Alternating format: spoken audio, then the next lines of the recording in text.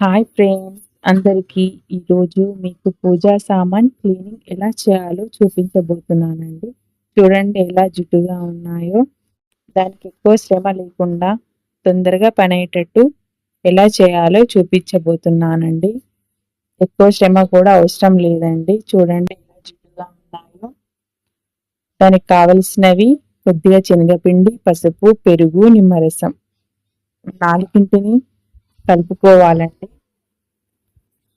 కొంచెం పెరుగు కూడా వేసుకోవాలండి అందులోనే. నిమ్మరసం కూడా వేసుకోవాలండి. నిమ్మరసం పిండుకొని రసంలాగా కూడా వేసుకోవచ్చు అండి. చూడండి ఇలా కూడా ఒక్క నిమ్మరసం చెక్కనైతే సరిపోతుందండి. ఎక్కువ కూడా అవసరం లేదు. ఇలా కలుపుకోవాలండి నాలుగిటిని.